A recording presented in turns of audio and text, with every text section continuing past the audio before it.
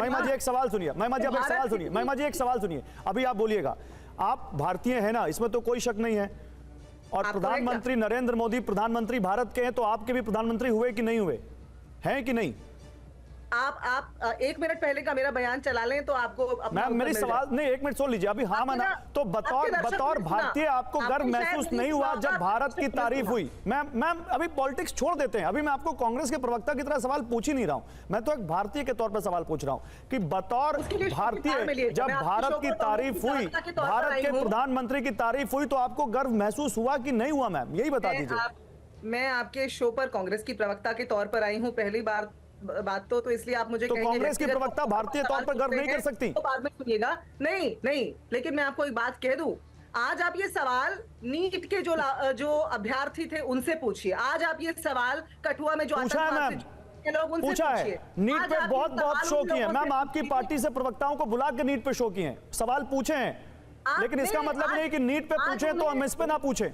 नहीं, इस पर गर्व है कि नहीं आप मुझसे पूछ रहे हैं? मैम नीट पे गर्व की बात ही नहीं है, अभी हम बात कुछ और कर रहे हैं, आप नीट पे चली जा रही हैं। मैं आपको पूछ रहा हूं ग्लोबल ऑर्डर में भारत के बढ़ते कद का आपको गर्व है या नहीं है? आप इस पर बताइए ना, आप नीट पे क्यों चली जा रही हैं? मैंने आपको यही तो कहा, सड़क के किनारे गरीबी से जूझती हुई माँ जो अपने बच्चे को खाना नहीं दे पा रही है उससे पूछिए, जो माँ अपने बच्चे को पढ़ा रही है उसे नौकरी नहीं मिल रही है उससे पूछिए, जो लोग बेचारे जिनके ऊपर कहीं पुल गिर रहा है, कहीं सड़क नीचे धंस रही है, उनसे पूछिए कि आज उन्हें इस बात पर कितना गर्व है। उन लोगों से पूछिए जिन्होंने पिछले 10 साल इस झूठी सरकार को दिए, लेकिन फिर भी उनके साथ घोटाले पर घोटाले हुए। ठीक है, अचल मल्होत्रा मेरे साथ जुड़ चुके हैं। एंबेसडर मल्होत्रा से मेरे अभी तक एक बार भी सवाल नहीं हो पाया, मैं उन्हीं से पूछ लेता हूं, डिप्लोमेसी में क्या इसका जवाब इससे दिया जा सकता है?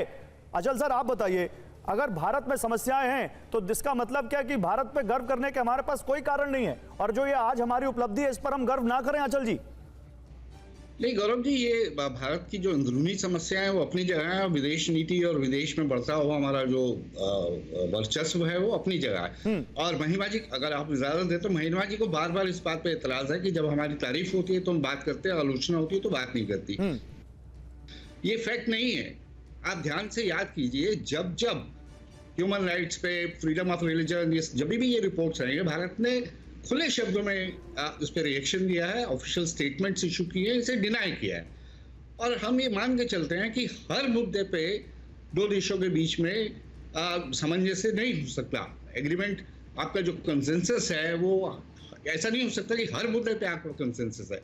बहुत सी बातें ऐसी हैं, वहाँ की ह्यूमन राइट्स, वहाँ की जो सिचुएशन है उस सब के ऊपर हमें एतराज है, हम समय पे इस पे बात करते रहते हैं। तो ये तो एक बात है। और दूसरी बात यह है कि अंदरूनी समस्याएं तो हमारी हैं, हम इसे एड्रेस करेंगे, अपने तरीके से करेंगे, और अंदरूनी समस्याओं पे अगर कोई बाहर वाला बोलेगा तो हम उसे मुंह तोड़ जवाब देंगे, जो हम देते हैं। आप पूरी स्टेटमेंट्स विदेश मंत्रालय की निकाल के देख लीजिए, विदेश मंत्री के बयान देख लीजिए, ऑफिशियल स्टेटमेंट्स देख लीजिए, हर बार जब आलोचना हुई है इसका हमने जवाब दिया। That is what I'm asking। मैं यही पूछ रहा हूं मनीष, क्या रूस का और अमेरिका का जवाब नीट और कठुआ हो सकता है?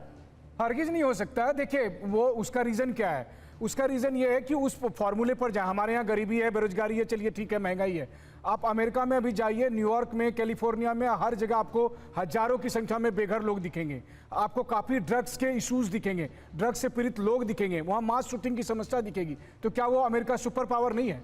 क्या अमेरिका के जो दूसरे और अपने पॉलिटिक्स हैं वो नहीं चल रहे हैं? और यही लगभग दुनिया के हर देशों में होता है। हाँ, अब बात ये आती है कि जब अमेरिका किसी बात को लेकर क्रिटिसाइज करता है तो कई बार आपको ये देखना होता है कि उसके पीछे का पर्पस क्या है। क्योंकि जब कनाडा में और अमेरिका में खालिस्तानी आतंकी नेता के मामले का मुद्दा उठाया गया तो आप इस बात से खुश नहीं हो सकते कि देखो अमेरिका ने आलोचना किया, बल्कि हम ये देखेंगे कि हमारे इंटरनल मैटर में अमेरिका या कनाडा हस्तक्षेप कर रहा है। जब वो आलोचना इस बात को लेकर करते हैं कि भारत रूस से बड़ा करीब रख रहा है या भारत का सॉफ्ट स्टैंड है, तो हमें यह देखना होगा कि दरअसल हमारी इंडिपेंडेंट फॉरेन पॉलिसी, देखिए नेहरू जी के समय जो नॉन अलाइंड फॉरेन पॉलिसी थी, आज की तारीख में सरकार उसको ऑल अलाइनमेंट के रूप में कहती है। मल्टी अलाइनमेंट और ऑल अलाइनमेंट, और ऑल अलाइनमेंट का लक्षण यह है कि हम जेलेंस्की से मिले, हम बाइडेन से मिले, हम पुतिन से मिले, हम इजराइल के प्रधानमंत्री से मिले, तस्वीरें वो, और हम इजराइल के प्रधानमंत्री से मिले, और हमने फिलिस्तीन के मुद्दे पर, भारत कुछ उन चुनिंदा देशों में से है जिन्होंने कहा कि 7 अक्टूबर अक्टूबर को जो हुआ